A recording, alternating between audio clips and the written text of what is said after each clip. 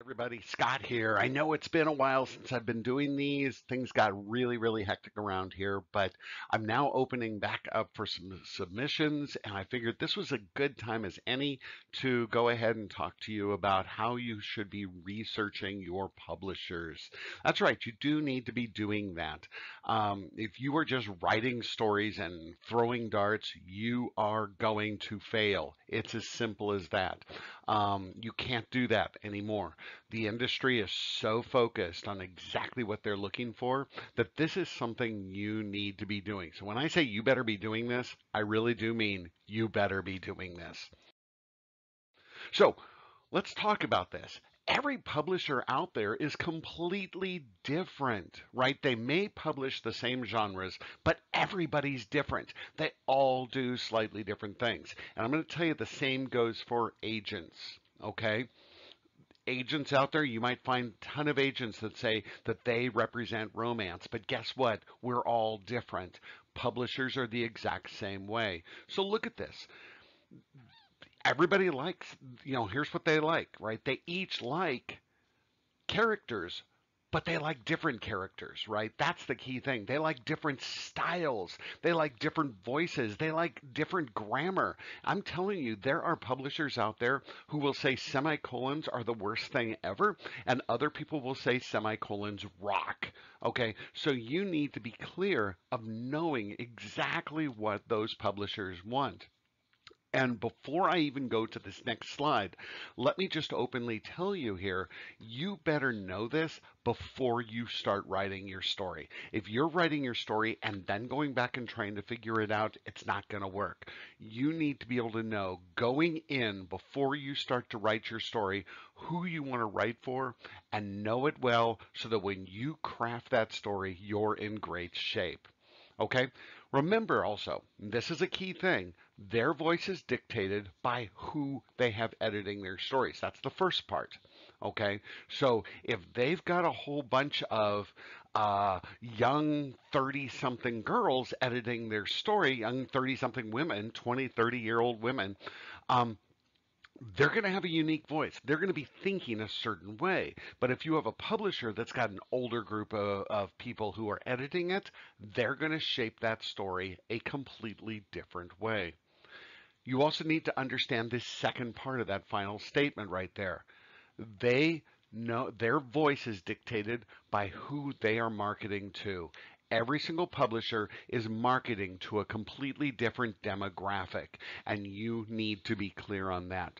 If you don't know what that demographic is, and we're talking not just like an age group or a gender group, but we're talking about the stores that they sell things to. Here's a good example. If you go take a look and just wander the stores and go look at where Harlequin is marketing their books, what you're going to find is that you will not find the exact same Harlequin line in every single store out there. That they know certain parts of their lines will work at like a Walmart, but other parts are going to work better at a Target or at a grocery store, and others are going to work better at a Barnes and Noble. So you need to be paying attention to that. That's going to shape a lot of things about what you're doing. So again, all these publishers are different. Their voice is going to shift. I want you to think about it this way. And I like to use this analogy, and I'm going to give you a second one as well.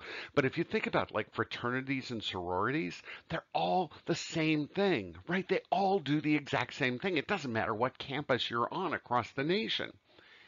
And yet, every single one of those fraternities and sororities have a unique feel to them. They pull in a certain clientele, a certain type of a college student, and they approach how they do their fraternity and sorority thing completely different. So think about it that way, and publishers do the exact same thing. So you'll notice what I said here. What works for one person doesn't work for every other person. Okay? So if you think about this, publishers, like I said, they know their own market. For example, Western romances are going to sell with one publisher, another publisher might not do that. I have sat in on multiple Zoom marketing updates, and you'll hear one publisher go, there's some things that are just not selling. Western romances are just not selling. And then you go sit in on another one, and they're going to go, Western romancers are going through the roof. Are you telling me one person's lying? No, they know their market. They know who they are sending those things to. Also, understand this, some people can sell ebooks better than other people can. So if that's your target, if that's your market, you need to be paying attention to that. Why do we need to study these differences? Well, let's talk about this. Number one, it's going to eliminate all those rejections. I don't know about you. I hate rejections. As an agent, I really hate rejections because I get to feel it first and then I have to go tell it to my authors. So we hate rejections. Well, look, if we want to eliminate those rejections, make sure your story is targeting the publisher that you want. It's also going to help you shape your query letter.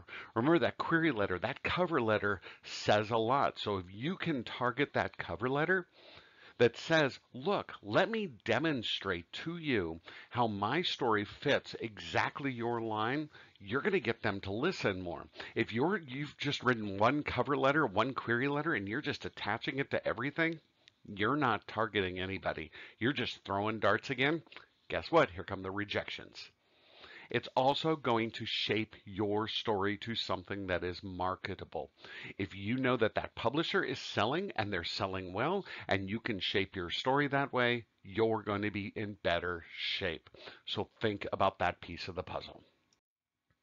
So, what are the things you need to be looking for? Well, there's 8 things that I'm going to give you that I want you to take a look at. And this is where a lot of people screw this up. They just sit there and go, ooh, they take historical romance. I write historical romance. End of story. Nope, time out. Take a look at this. Look at the types of characters that they have.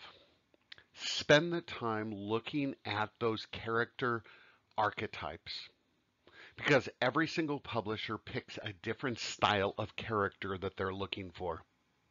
Look at the settings that they're putting out. Okay, so we're going back to like that Western settings, right? Do they tend to like stories that are on ranches? Do they tend to lean towards Colorado versus Minnesota? I mean, I know that these are really small things, but that's going to tell you a lot. I want you to think about the voice. Now, the voice is an interesting piece that I think, again, a lot of people do not understand.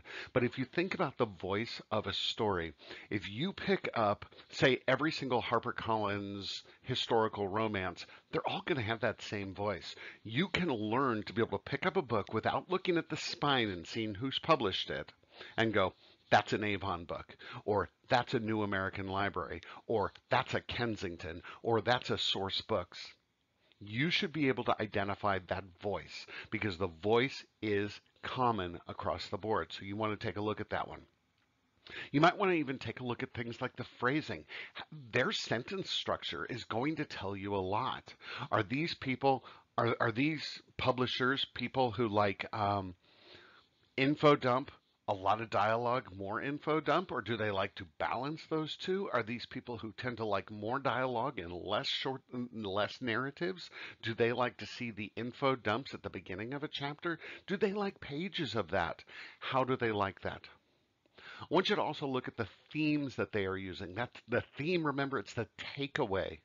What type of themes do you see them always being drawn towards? Some publishers out there really like modern themes. They like to see those modern social issues being brought to the forefront. Other people are going to say, I don't want to see those. I want to stick to current themes, whatever that might be. So you got to pay attention to those. Take a look at the tropes too. And we're talking about those tropes. And when we're talking about, like I said, romance in particular, right?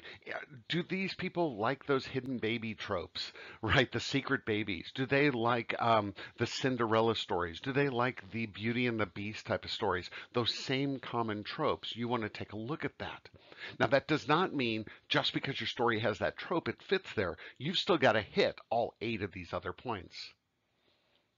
What about pacing? Now, pacing is kind of an interesting one because some publishers like fast reads, and that fast read is going to come back to like the grammar that they're using. They're going to use more dialogue. If they want a fast summer read, a lot of dialogue, very little narration, very short, quick sentences. That's what they're going to be looking for. But if they want something to slow you down a little bit more, you're going to see more of that narration. And then finally, and I put this as the very last one, you take a look at that word count. Okay? Now, word count does not dictate where you should be writing towards. Okay, but that will shape your story. So if you're sitting there thinking you're writing women's fiction, but you've got a 50,000 word manuscript, that story is not going to sell because guess what? Those women fiction stories are going to probably be 75 bare minimum up to like 100,000. But if you're turning around and writing a story that's 200,000 words, you know something? That story is not going to sell. I don't care how good it is, it's not going to sell. So you want to really make sure that you take a look at that, but I always put word count last. Don't start with word count, end with word count. Look at those other 7 items first. Now, how do you study these publishers? Well, there's a couple different things. First of all, when you read, I want you to read for research, not for pleasure, and read with an open mind. That means if you're sitting there thinking, okay, gosh, this new author is getting hyped up. Why is this new author getting hyped up? Go back and read their story. But don't read it for pleasure. Read it to try to figure out what it is that that publisher was looking for, what that editor was looking for, and what that writer is doing to somehow get all of that hype. Stay away from all the social media stuff of I totally loved it, the character was great. Nah, go back and look at the style. It's all about the style. I want you to also read a lot of that one genre. You need to read your genre. So if you read nothing but rom-com and you read rom-com from HarperCollins, you need to read a lot of rom-com from HarperCollins to understand that voice and read multiple authors as well. Don't just stick to one author. I don't care if you have a favorite author, look at multiple authors. And then you get down to these next 2 points right here. Look for patterns and chart those patterns. If you think you found a pattern, open up that book, go midway through it, see if that pattern's still there. You think you got it, pick up a next book from another author. Are they still following that pattern? Are they sticking to that same trend? You need to be looking for patterns, seeing if you're seeing some commonality among all the different books.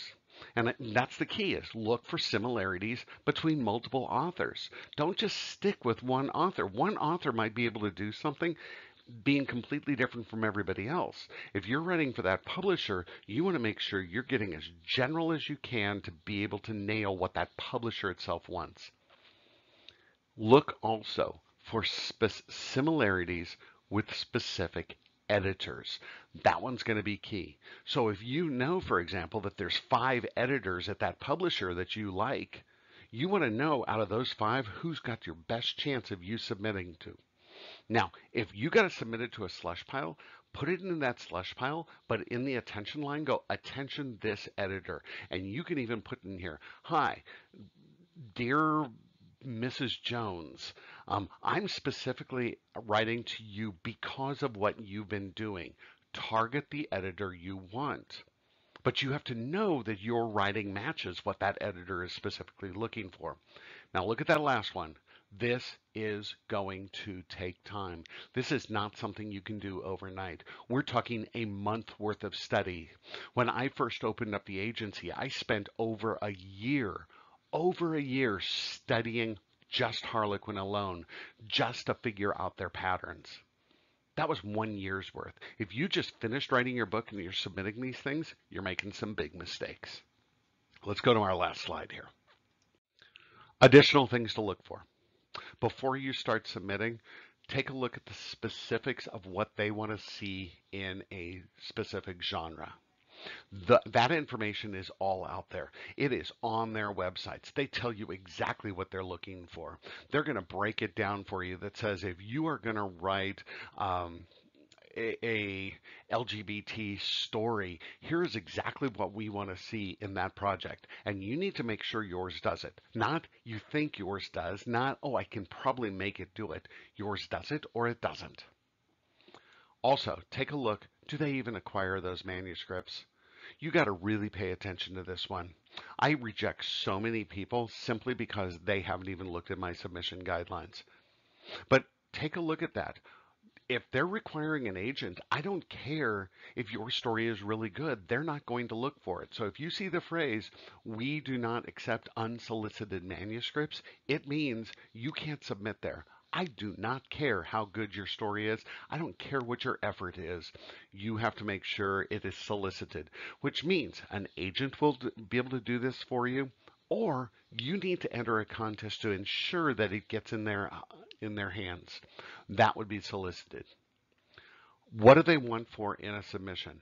I want you to, and then how do they want the submission submitted? Okay, I want you to be really clear. If they say, I only want the first three paragraphs, then you only submit the first three paragraphs. If they say, like for example, on my website, if you want to use my form to submit to me, it specifically says, you have 250 words, tell me what the premise is.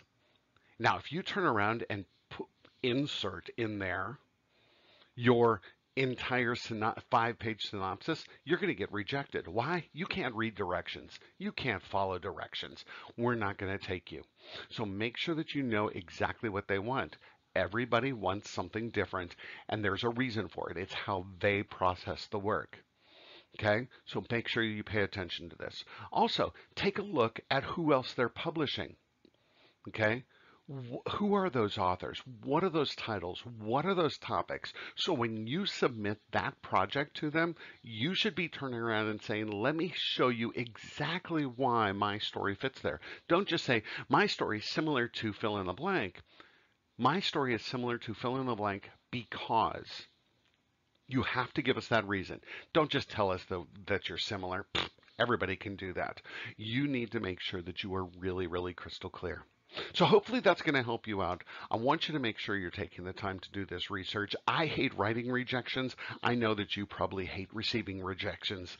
So this is a great thing you can do. And by the way, you can do this too with agents, but start with the publishers first, because I think that that's going to help you shape your story.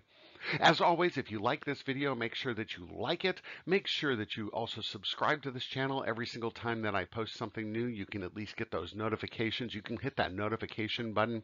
Make sure that you follow me. I'm over there on Twitter sometimes. I'm over on Facebook sometimes, but definitely take a look at the blog. Make sure before you even think about submitting to Grey House Literary Agency, that, by the way, only represents romance and women's fiction. Hint, hint, hint. Make sure that you hit the submission guidelines. See exactly what I'm looking for before you submit that story. Okay? Guidelines are really crystal clear. It's really easy to do. I look forward to talking to you soon, and we will see you here in the future. Bye-bye.